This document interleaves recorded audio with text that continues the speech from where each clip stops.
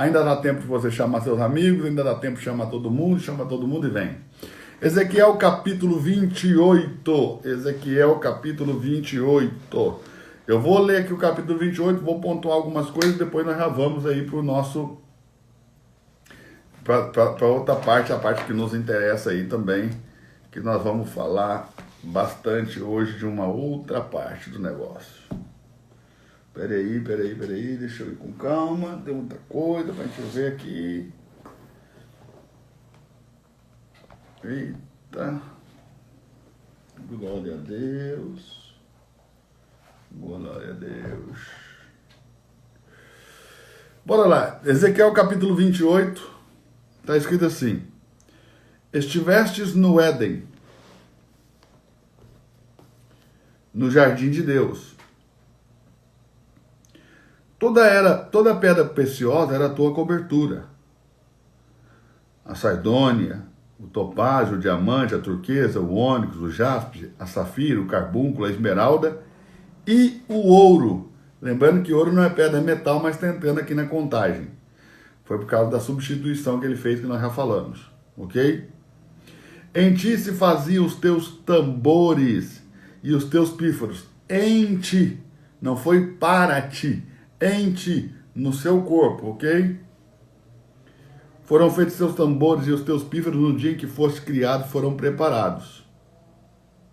Tu eras querubim ungido para cobrir, te estabeleci no monte santo de Deus onde estavas, no meio das pedras afogueadas onde andavas. Perfeito eras em todos os seus caminhos, desde o dia em que se achou iniquidade em ti. Na multiplicação do teu comércio encheram o teu interior de violência, pecastes. Por isso te lancei profanado fora do monte de Deus. Ó, guarde isso, monte de Deus, ok? Ó querubim, cobridor, protetor, do meio das pedras afogueadas. Elevou-se o teu coração por causa da tua formosura, corrompeu a tua sabedoria por causa do teu resplendor. Por terra te lancei, diante dos reis te coloquei, para que olhem para ti. Na multidão das tuas iniquidades, pela injustiça do teu comércio, essa parte também tem que pôr entre parênteses, ó. Profanastes os teus santuários. Profanastes os teus santuários. Por isso, fiz sair do meio de ti um fogo. Esse do meio de ti não é só dele, tá? É de todos eles, todos os diabos. Um fogo que te consumiu a ti, te tornei em cinza sobre a terra aos olhos de todos os que te veem. Todos os que te conhecem dentre os povos estão espantados de ti. Em grande espanto te tornaste e nunca mais serás para sempre. Uau! Bom, eu não vou gastar mais tempo falando sobre a projeção profética, porque eu já falei das projeções proféticas, ok?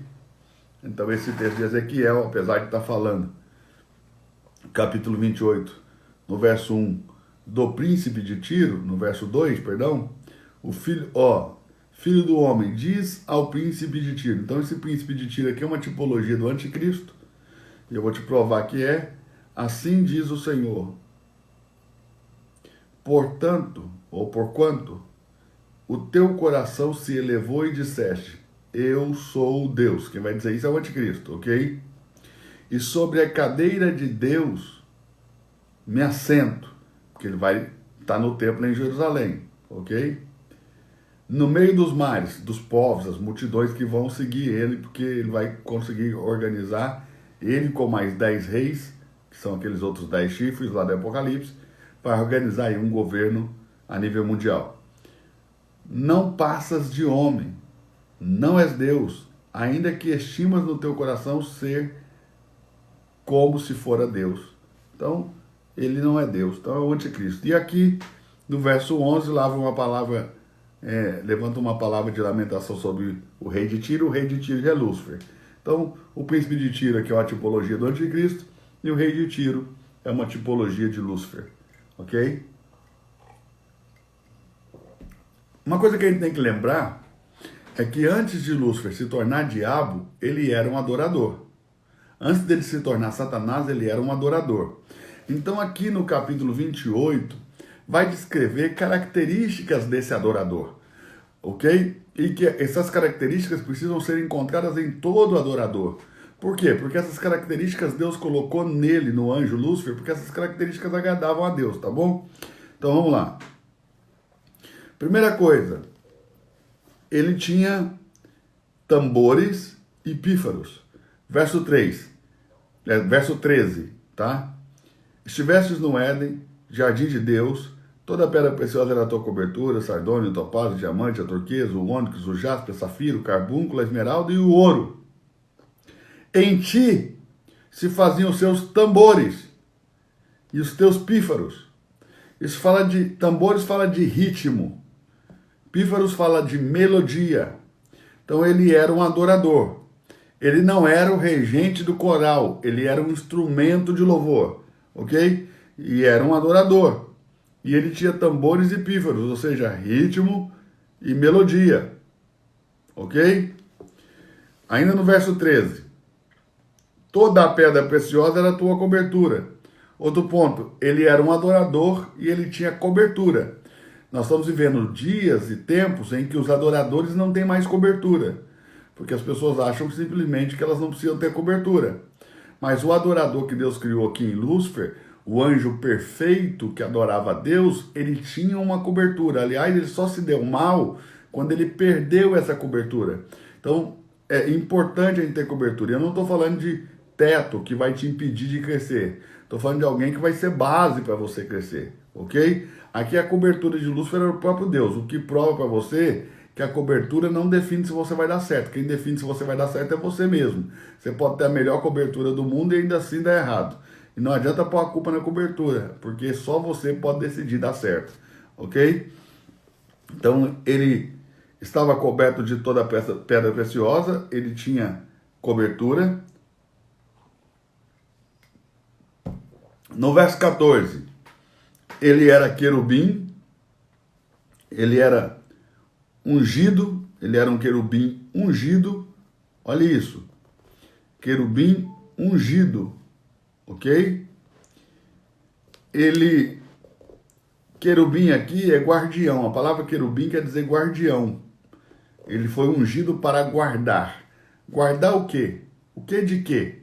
Nós falamos ontem que ele foi ungido para guardar as coisas criadas.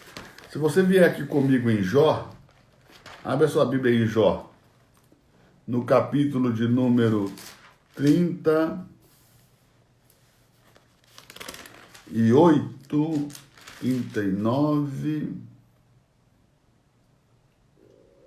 Peraí, eu vou pegar aqui para você. Jó.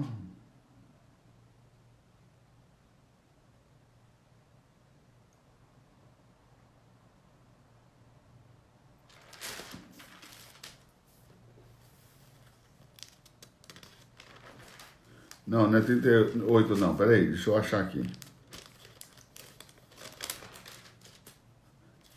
É Jó no capítulo 37.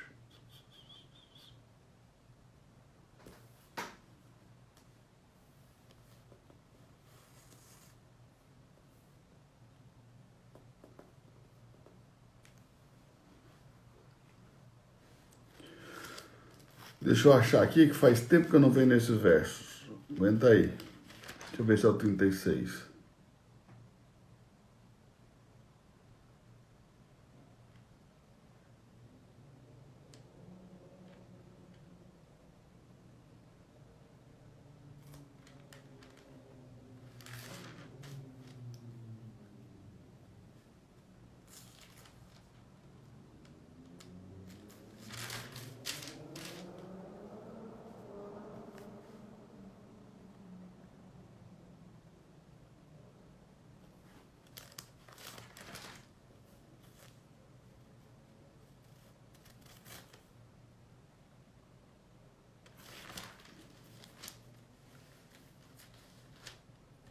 aqui em Jó, nós temos muitas revelações acerca da criação. E aqui em Jó, vai se falar coisas sobre a criação, sobre essa montanha de Deus, sobre esse vale do Éden, que a gente não vai conseguir ouvir ou ver em outro lugar. Então, deixa eu pegar aqui para você.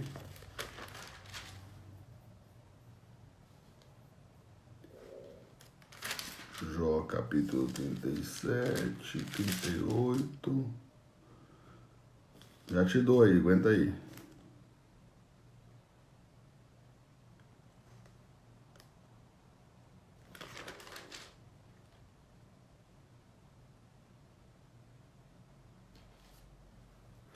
No 38 inteiro fala da criação, mas eu quero achar uma outra parte que vai falar das leis que ele prescreveu para as coisas criadas. Para as coisas criadas. Ele prescreveu uma lei para todas as coisas criadas. Então já acho aqui, aguenta aí, deixa eu procurar aqui na chave bíblica. Esse texto de Jó faz muito tempo que eu não falo dele para ninguém.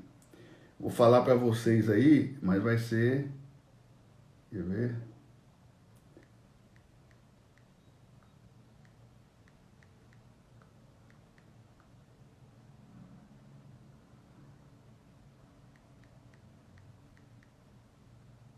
Bora lá, tá abrindo aqui, aguenta aí. Filtro.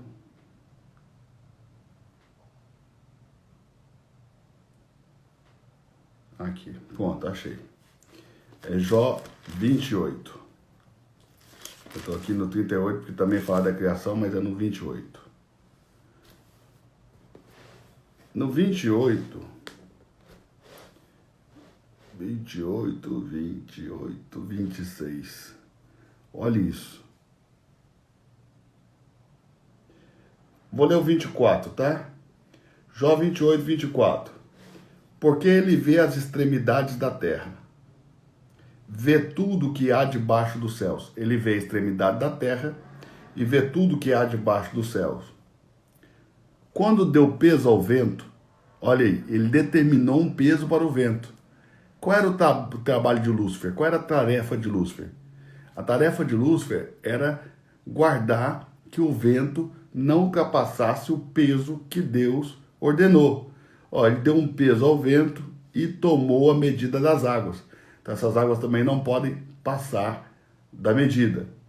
Quando prescreveu, verso 26, leis para a chuva. Vê, ele prescreveu leis para a chuva e caminhos para os relâmpagos dos trovões.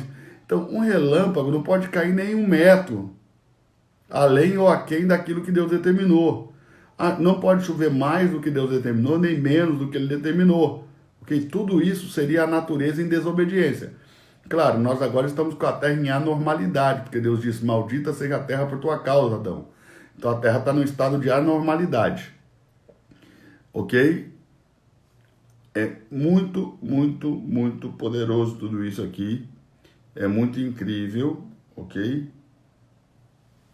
Mas no capítulo 26, está a melhor parte. No capítulo 26, verso 5. Os mortos tremem debaixo das águas com os seus moradores. Esses mortos que estão debaixo das águas com os seus moradores, preste atenção no que eu vou te dizer, não são espíritos humanos, são demônios que estão na profundeza das águas, que nós temos hoje anjos caídos em todas as regiões celestiais, na parte escura, negra das regiões celestiais, ou segundo céu, ok? E nós temos demônios também lá nas profundezas das águas. Aliás, quando os demônios saíram do Gadareno, pediram para Jesus entrar, para que pudessem entrar nos porcos. Eles entraram nos porcos, correram e se precipitaram num despenhadeiro no mar, ok? Os porcos afogaram no mar e os demônios foram lá para a profundeza. Então, os mortos tremem debaixo das águas com seus moradores, está falando desses demônios. O inferno está nu perante ele. Veja como está falando de demônio, de inferno. O inferno está nu perante ele e não existe coberta para a perdição. A perdição aqui é algo que tem no estômago do homem, ok? A perdição. Anote essa palavra. Põe entre parênteses aí a palavra perdição. Essa palavra perdição está no estômago do homem. Quando o homem morre, ok? Ainda, se você colocar ele sobre porcelanato, ok? Lá dentro do estômago dele vai explodir bichos, ok? E esses bichos vão comer esse homem, vão comer todo o corpo, vai decompor, o corpo vai ser comido por bicho. O bicho está dentro do homem, ok? Esse bicho que come, esses bichos que vão comendo, esses bichos chamam a perdição. A perdição não pôde tocar o corpo de Jesus, porque em Jesus não tinha pecado. Então, quando a morte matou Jesus, a perdição não tocou ele, ó, e nem permitiu que o seu santo conhecesse a perdição. Por quê? Porque o corpo dele não entrou em estado de decomposição em minuto algum, porque ele não tinha pecado. Lá em Atos nós vemos que foi feita uma autópsia no corpo de Jesus pela morte, procurando pecado. Desde a planta do pé até o alto da cabeça, a morte não encontrou nele pecado. E não encontrando nele pecado, a morte perdeu o império da morte, ou seja, perdeu o poder de matar, porque agora o poder da morte e da vida passou pelas mãos de Jesus Cristo, quando a morte matou o inocente.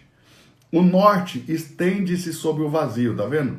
Esse aqui é aquilo que eu disse da emanação. Quando Deus quis criar o nada, ele se contraiu no norte. Então, quando ele quis criar de novo, ele emanou. Como que ele criou o nada? Ele saiu de tudo e ficou concentrado no norte. Então, o que sobrou da onde ele saiu? Nada. E depois ele emana, ele estende o norte sobre o vazio e suspende a terra sobre o nada. Ok? Verso 8. Prende as águas nas suas nuvens, todavia a nuvem não se rasga debaixo dela. Ou seja, ele tem águas caindo dessa montanha, muitas águas, como fosse a cachoeira aí as cachoeiras ali de Foz do Iguaçu, ali das cataratas do Iguaçu. Ele tem muitas águas caindo da sua montanha, do rio que corre do seu trono. E essas águas, elas, quando a cachoeira é muito alta, ok? Elas ficam como uma fumaça, uma neblina. Mas não vai um pedaço para cá, um pedaço para lá, elas ficam juntas. E elas fazem uma grande cortina, como se fosse um véu diante do trono de Deus. Ó, verso 9. Encobre a face do seu trono e sobre ele estende a sua nuvem. Encobre a face do seu trono e sobre ele estende a sua nuvem. Então Deus está no cume de uma montanha, ok? Essa montanha é onde está ali os querubins, a plataforma do trono, todas aquelas coisas que a gente lê em Apocalipse capítulo 4 e 5, ok? No pé dessa montanha está o jardim do Éden celestial, porque o jardim do Éden terreno, ele é uma representação do celestial. Então está o celestial. Esse celestial é cheio de árvores. Essas árvores representam os anjos, ok? Essas árvores representam os anjos. Olha o verso 10 aqui, que nós vamos ver Deus criando o universo. Você vai ver que ele vai criar a terra lá no verso 20, lá no capítulo 38. Aqui ele vai criar o universo. Verso 10. Marcou um círculo, um limite, a superfície das águas em redor, em redondo, em alguma tradução vai estar, até os confins da luz e das trevas. Ou seja, esse círculo que é o universo, ele fica se expandindo, procurando a extremidade da luz e das trevas, ok? O tempo todo, o tempo todo. As colunas do céu tremem, ou seja, tem colunas no céu, a terra está sob duas colunas, ok? Talvez um dia eu fale melhor sobre isso para você. E se espantam na sua ameaça, né? Se espantam na sua ameaça. Eu queria poder desenhar isso para você, que você ia ver que poderoso que é isso aqui. Deixa eu pegar aqui um salmo, para você ver o tizim tizum, que essa doutrina, esse ensino da contração e da emanação de Deus. Da contração e da emanação. Ó, Salmo 104, verso 2 diz assim, ó. Ele se cobre de luz como de um manto, ok? E ele estende o céu como uma cortina. Então pensa, uma cortina, olhe bem, o céu, primeiro, segundo, terceiro céu, O terceiro céu é o céu de Deus. O segundo céu, as regiões celestiais, onde estão os principados, os potestades e as hostes malignas, também os anjos de Deus, né? E depois vem o céu dos homens, que é o primeiro céu, ok? Tudo isso estava dentro do terceiro céu. Quando Deus cria os outros dois céus, ele estendeu esse céu, o terceiro céu, para baixo. Ele foi ampliando, estendendo, né? Como quem desenrola uma cortina. Se uma cortina estiver toda enrolada aqui sobre nós, ela existe por inteiro? Sim. Você consegue ver todas as dimensões dessa cortina? Não. Mas quando ela desenrola, você vê todas as dimensões. Quer dizer, esses céus sempre existiram. Só que as dimensões deles estavam ocultas. Então ele estende o céu como uma cortina. Ó. Põe nas águas as vigas das suas câmaras. Faz das nuvens seu carro e anda sob as asas do vento. Faz dos seus anjos espíritos e dos seus ministros um fogo abrasador. Isso aqui é o mesmo que está escrito em Hebreus, o autor dos Hebreus tirou, foi daqui, ok?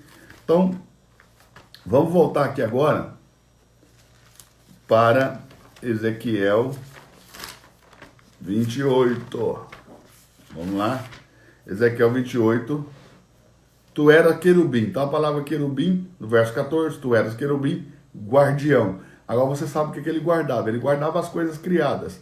Quando Deus criou tudo, prescreveu leis. Por exemplo, quando Deus criou o homem, ele não prescreveu uma lei, não coma da árvore do conhecimento do bem e do mal. Tudo que Deus cria, ele prescreve uma lei. Ele criou as árvores frutíferas, prescreveu uma lei. Produzam sementes que deem frutos, cada um segundo a sua espécie. Então, ele sempre vai prescrever uma lei, ele sempre vai dar uma ordem a tudo aquilo que ele cria. Qual era a função do anjo na criação original? Guardar que todas essas coisas fossem cumpridas. Caiu com Lúcifer 1/3 dos anjos, né? Vai lá ler o Apocalipse, quando começam a abrir assim os selos, as trombetas começam a tocar, vai lendo. 1/3 das matas, 1/3 das águas doces, 1/3 do mar, 1/3 dos homens, 1/3 de tudo vai ser ferido. Por quê? Porque aquele 1/3 de anjos que tinha que guardar essas coisas, eles agora destroem. Os outros 2/3 vão permanecer preservados. Por quê? Porque são os outros 2/3 que não se rebelaram, dos anjos que guardam a terra, ok? Então só para você entender. Tu eras querubim, guardião, ungido. Então ele não era só um guardião, né? Todo querubim é um guardião. Todo querubim é um guardião. Lembre, anjo é espírito, né? Hebreus 1,14. O que são os anjos? Não são todos eles espíritos ministradores? Então um anjo é um espírito que ministra.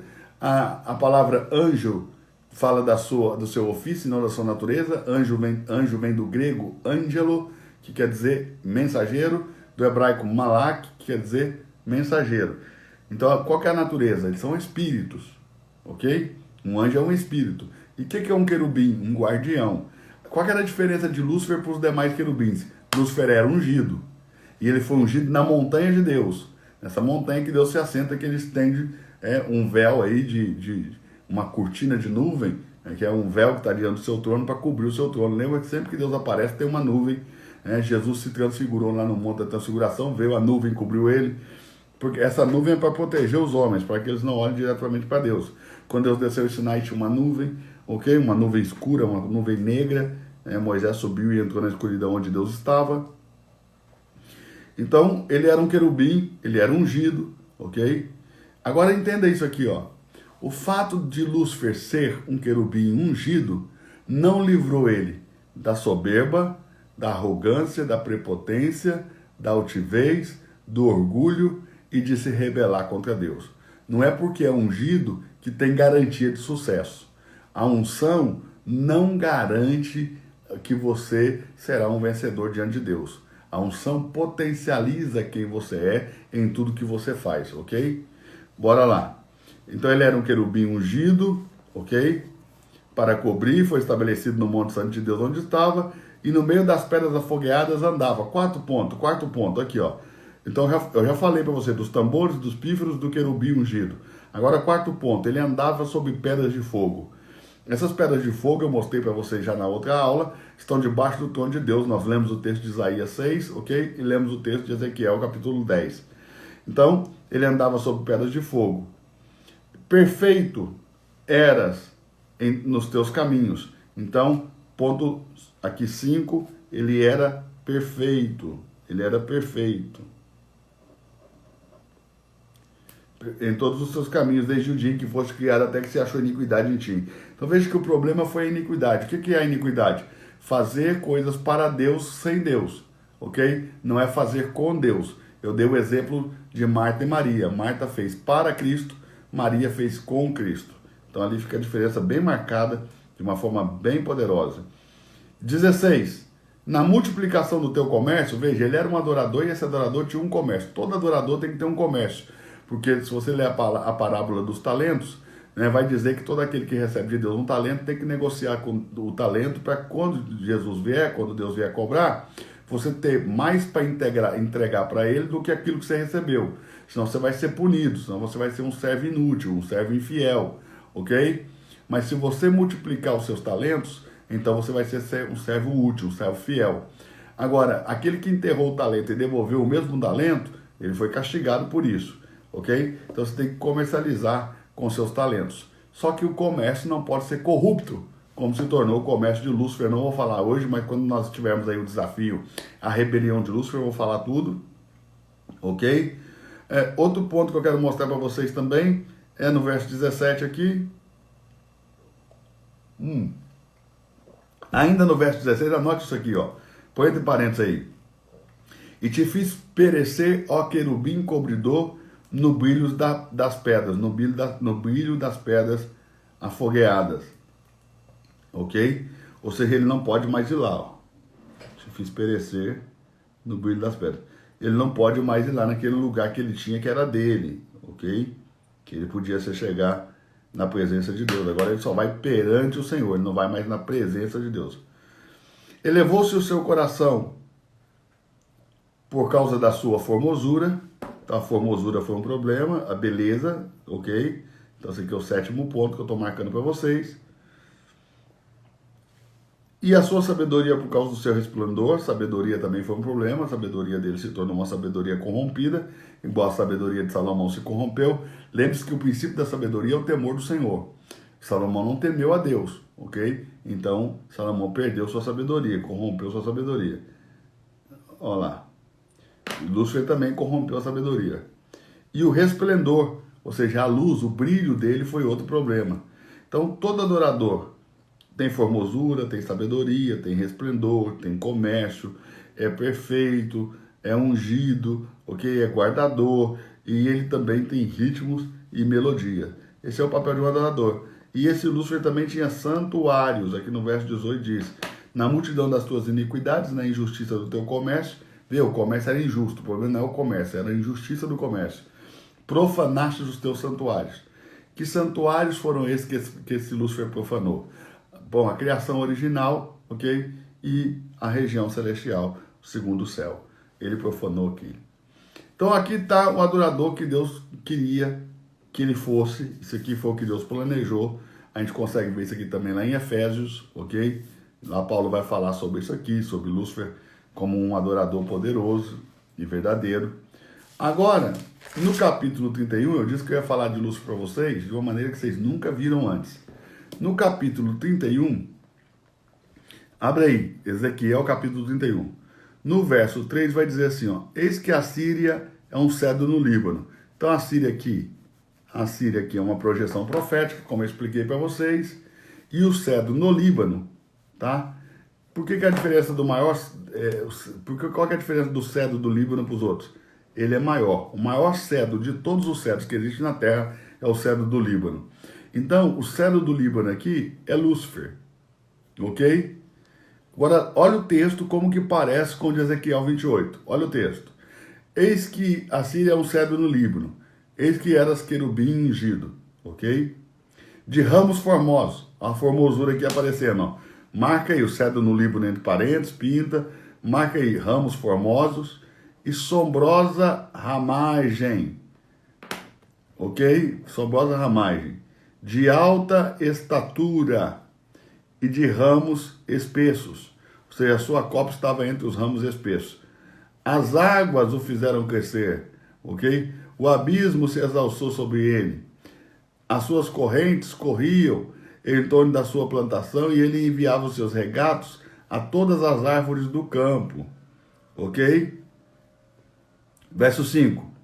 Elevou-se a sua estatura, vê? Elevou-se sobre todas as árvores do campo. Essas árvores do campo são anjos, ok?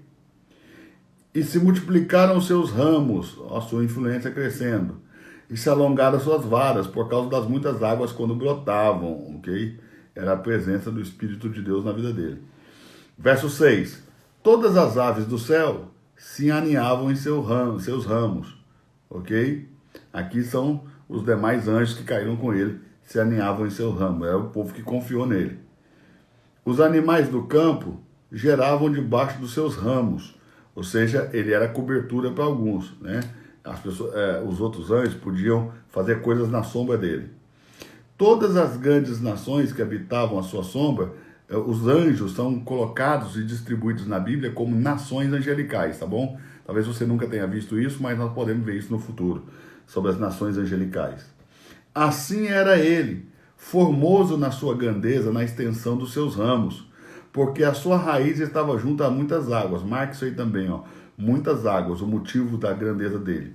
Ó, os cedros no jardim de Deus, os demais querubins, não o podiam obscurecer, o seu brilho.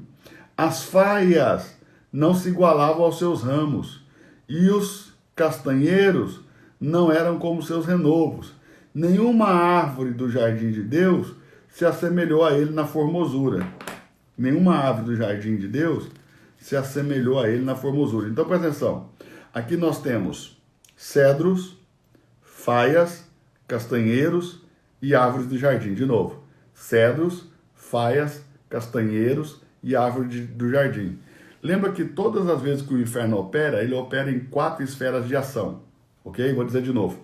Todas as vezes que você vê o inferno operar na Bíblia, ele vai operar em 4 esferas de ação. A igreja tem 5 ministérios: ministério apostólico, ministério profético, ministério evangelístico, ministério pastoral, ministério de ensino. O inferno tem 4. Quais são os ministérios do inferno? Cortar, migrar, destruir e devorar. Cortar, migrar, destruir e devorar. Toda vez que o inferno aparecer, ele vai aparecer em 4. Lá em João 10, ele é ladrão, salteador, estranho aos homens e mercenário. Lá em Efésios, principado, potestade, hoste e domínio. Lá em Colossenses, trono, força, poder e autoridade. Lá em Joel, no capítulo 1, pulgão, lagarta, locusta e gafanhoto. Em Joel, no capítulo 2, cortador, migrador, destruidor e devorador. Ok? Em Apocalipse, capítulo 12, dragão, serpente, diabo, satanás. Sempre ele vai operar em 4. E aqui ele é, ó, cedro, faia, castanheira e árvores do campo. Os cedros são os principados, as faias são as potestades, os castanheiros são os domínios, e as árvores do jardim são os dominadores do mundo. Então, principado, potestades, hostes e domínios. Então, os castanheiros são as hostes que dominam nas regiões celestiais, e as árvores do jardim são as hostes que dominam as mentes das pessoas, ok? Então tá aqui, ó, de novo, cedro, faia, castanheiro, árvores do campo. Agora, olha esse detalhe aqui, ó. Olha o verso 9. Formoso fiz com a multidão dos seus ramos. Todas as árvores do Éden, vê? Então isso aqui no céu. No céu tem um Éden, ok? Todas as árvores do Éden que estavam no jardim de Deus, então lá no pé da montanha tem um Éden e Deus tem um jardim lá em cima também. Então presta atenção que as coisas aqui embaixo, elas são sombra das coisas lá de cima. Ó, as árvores do Éden, que estavam no jardim de Deus, tiveram inveja dele, por causa da perfeição. Agora olha aqui, ó, verso 10. Porquanto assim diz o Senhor Deus, porque elevastes a tua estatura e se elevou a tua copa, lembra lá? Elevou o teu coração por causa da tua formosura, é a mesma coisa. E o seu coração se exalçou na sua altura, eu te entreguei na mão do mais poderoso dos gentios. Quem que é o mais poderoso dos gentios? A igreja, ok? A igreja vai destruir Satanás por completo. Satanás vai ser esmagado debaixo dos pés dessa igreja. Então volte aqui para o capítulo 31, verso 9, que eu quero colocar algumas coisas para vocês. Então, cedro do Líbano, ok? Por isso que lá no Salmo vai dizer que o sopro do Senhor despedaça o cedro do Líbano. Está falando dele, ok? Cedro do Líbano é Lúcifer. De ramos formosos. O formoso aqui fala da fama que ele adquiriu. Põe aí, formoso, puxa uma seta aí na palavra formoso, vai falar da fama, ok? Da sua fama. Aí olha aqui, ó, de sombrosa ramagem, ok? De sombrosa ramagem. Ou seja, essa sombrosa ramagem quer dizer muitos amigos. Ele tinha conseguido cativar muitos anjos pelo lado dele. Põe entre parênteses, sombrosa ramagem, puxa uma seta, escreva muitos amigos. De alta estatura, a sua copa estava entre os seus ramos espessos. Essa alta estatura, põe entre parênteses, quer dizer que ele conseguiu chegar em lugares muito altos, ele conseguiu chegar assim, sabe, numa posição diferenciadíssima, ele conseguiu estar elevado sobre todos os demais anjos, ok? E a sua copa estava entre os ramos espessos. Ele vai crescer, ok? Para todos os lados e vai crescer rápido. Aqui, ó, ramos espessos fala da velocidade com que ele cresce. Presta atenção, pessoas que crescem rápido demais, precisa se assustar, ok? Rápido demais. O crescimento, ele vem a partir da experiência. Quando há crescimento sem experiência, vai acontecer a mesma coisa que aconteceu com o Lúcifer aqui. Então, os ramos espessos falam da sua rapidez de crescer. As águas o fizeram crescer. As águas aí é o seu ministério. As águas fizeram crescer o seu ministério. Ou seja, a presença do Espírito Santo nele fez crescer o seu ministério, o ofício que ele exercia. Ok? O abismo o exalçou. O que é o abismo o exalçou? Os falsos amigos. Ok? Ele vai acabar lá na profundeza do abismo por causa dos falsos amigos. Tá contente? O abismo o exalçou. As suas correntes corriam em torno da sua plantação. Ou seja, ele produzia em favor de outros, né? A sua corrente corria, né, ao redor da sua plantação. E ele enviava o seu recado a todas as árvores do campo.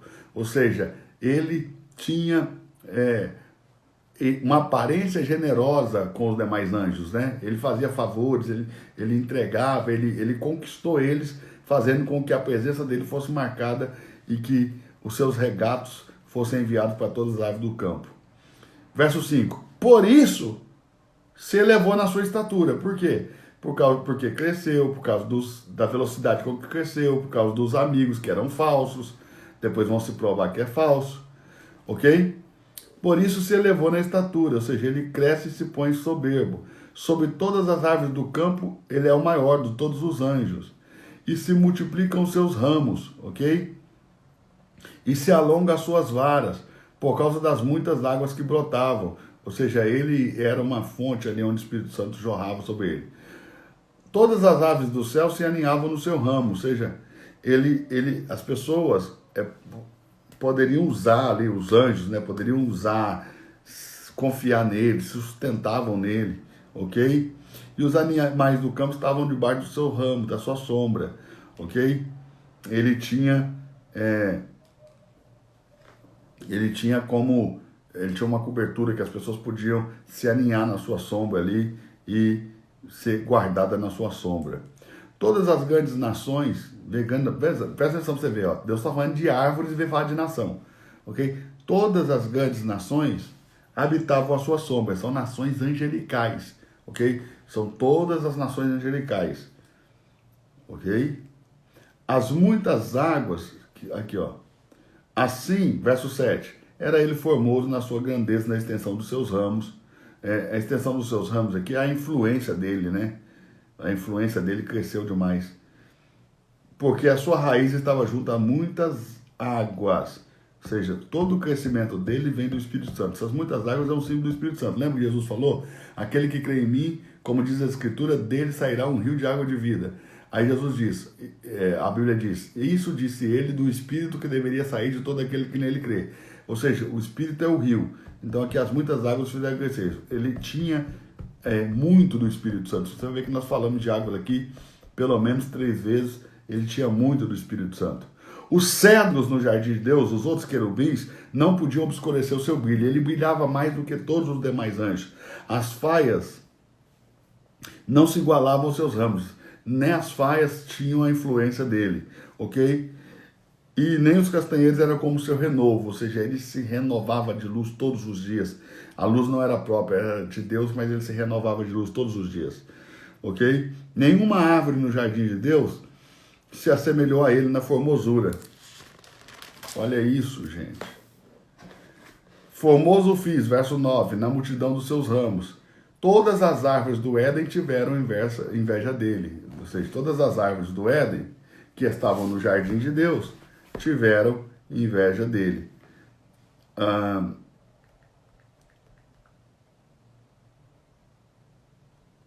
Deixa eu procurar um texto aqui para vocês.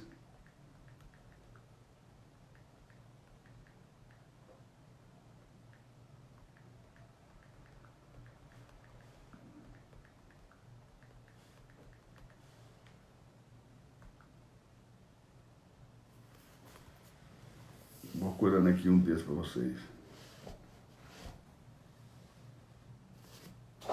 Isaías 14,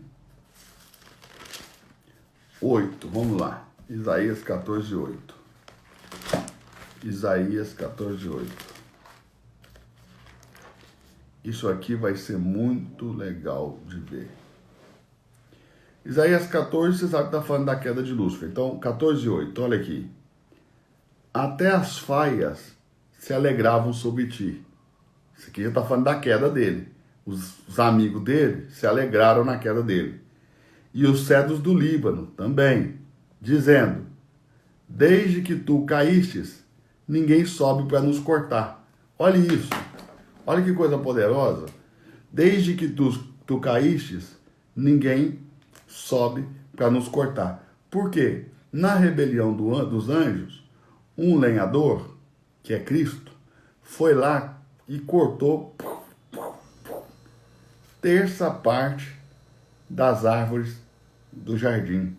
Ou seja, terça parte dos anjos. Esse texto aqui, o Isaías 14, 8, é igual ao Apocalipse 12, 4, que diz, sua cauda levou após si terça parte das estrelas do céu. Olha o que os anjos estão dizendo. Desde que tu caíste, ninguém mais sobe para nos cortar.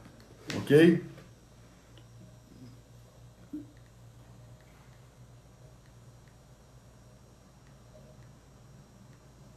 Eu vou procurar um outro texto aqui para vocês e aí a gente mata.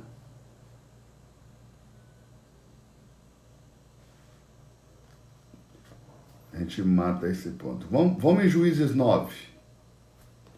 Juízes 9, vamos lá. Juízes no capítulo 9. Hoje eu estou um pouquinho cansado, porque eu dei 5 horas e meia de aula hoje à tarde, entendeu? Então acabei cansando um pouquinho, mas vamos lá, vamos embora. Juízes 9, no verso 14 em diante, vamos lá. Juízes 9, verso 14 em diante, espero que você esteja anotando tudo. Olha isso. Todas as árvores disseram ao espinheiro, vem tu e reina sobre nós. Eu vou ler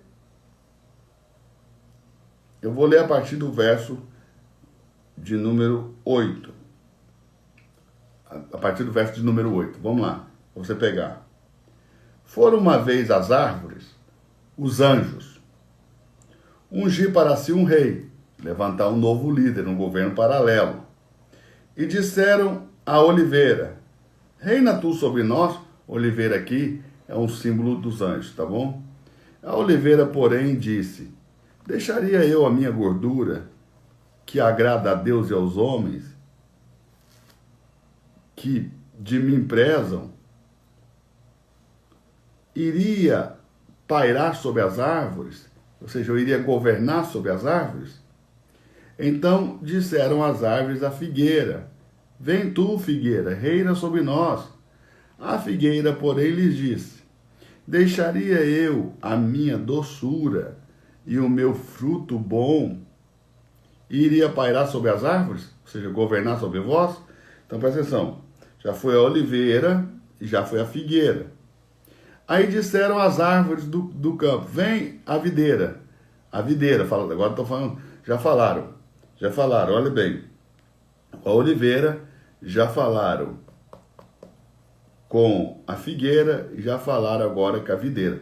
E lembre-se que tem uma falsa videira, né? Tem uma videira que é de Deus, tem uma videira que é falsa. Né? Apocalipse capítulo 14, Jesus vai pisar a vinha, vai pisar o lagar das uvas da falsa videira, tá bom? Vamos lá, no furor da ira, lá em Apocalipse 14, no verso 17, tá bom? 16, 17 em diante. Olha aqui, ó, verso 12. Então disseram as árvores da videira, vem tu e reina sobre nós. A videira, porém, disse, deixaria eu o meu mosto, que alega a Deus e os homens, e iria pairar sobre as árvores do jardim? Seria eu reinar sobre vocês? Então não sobrou outra alternativa, porque ele propôs a rebelião, mas ele foi o último a ser escolhido para ser o líder dela. Ó, então as árvores disseram ao espinheiro, que é ele foi o último. Isso aqui já foi muita humilhação para ele. Ó, disseram ao espinheiro, tá vendo? Vem tu e reina sobre nós. E o espinheiro disse às árvores, se na verdade me ungires rei sobre vós, vinde e confiai-vos debaixo da minha sombra. Vê a sombra lá do outro texto, ok? Mas se não, saia fogo do espinheiro e consuma os cedros do livro. Falou assim, se vocês me levantarem ali e depois não se submeterem, vai sair fogo de mim e os querubins aí, que são os mais fortes, vão ter que ver comigo. Então aqui está a rebelião do anjo vista por meio das árvores do jardim, ou seja, do vale do Éden, que é o pé da montanha de Deus. E aí você pode aprofundar nisso aí, pesquisar mais, ler mais. Não sei se você vai encontrar literatura fácil que tenha essa visão, ok? Porque isso é difícil de encontrar, mas você vai poder encontrar. Tudo bem, gente? Beleza? Então é isso aí. Ó, deixa eu dizer uma coisa para vocês. Dia 23 e 24 de maio nós vamos ter a grande imersão de Apocalipse. Deixa eu te dar uma boa notícia. O link já está liberado para você se matricular nessa grande imersão de Apocalipse, que você vai ter certificados e muitos bônus. E se você quiser conhecer sobre isso, tá no link aí na minha bio. Você vai aí na minha página principal do Instagram, você clica lá no link que está na bio, você vai ser direcionado para a landing page que vai explicar tudo para você sobre a imersão de Apocalipse. Agora, presta atenção, as vagas são limitadas porque nós já temos muito aluno inscrito, ok? E como nós queremos que a coisa seja bem feita e que você tenha atenção, nós vamos limitar as vagas. Então, como já tem muito aluno inscrito, eu te recomendo que você vá lá rápido, faça rápido a sua inscrição, você que está interessado. Pastor, eu não tenho dinheiro para isso agora, então não é o seu momento, não é para você agora, ok? Se você não consegue, continua aqui no Instagram. Todo mês eu vou fazer aqui uma semana de lives ensinando Bíblia, totalmente grátis. Agora, se você quer dar um passo além, está preparado, quer pegar o seu diploma, seu certificado, quer juntar as horas para depois você ter um bacharel em teologia emitido pela nossa escola, você pode clicar no link da bio, ok? É só você ir na minha foto ali, na página principal, embaixo da minha foto tem um linkzinho, você clica nele, você já vai ser direcionado. Também vai lá no último post que eu postei agora no Instagram, agora à tarde, eu postei, às 8 horas da noite, eu postei lá um post, uma caricatura que foi feita para mim, e eu fiquei muito honrado com essa caricatura, ficou muito legal, falando que eu sou vencedor por meio de Cristo Jesus, ok? E que vem a era do reino. Então nós somos mais que vencedores e que vem a era do reino, ok? Vai lá, comente, fala o que você achou dessa aula, o que você aprendeu de novo, como foi para você essa aula, deixe lá a sua mensagem lá, deixe lá seu escrito, é muito importante. Aliás, eu quero parabenizar vocês pela participação, por executarem as tarefas, por sempre passar lá, por deixar seu recado, por deixar sua mensagem, ok? Por colocar suas dúvidas, eu estou conseguindo entender melhor. Amanhã, 23 horas, terei mais uma última aula. Amanhã, às 23 horas, eu vou falar de um grande mistério da eternidade, você não pode perder. Amanhã às 23 horas temos a última aula. Me ajude a divulgar essa última aula. Sabe? Convida um amigo, convida uma amiga, convida todo mundo para vir amanhã às 23 horas para a última aula, ok? Para nossa último dia de mistérios da eternidade. Foi a semana inteira falando sobre os mistérios da eternidade. Espero que você tenha gostado.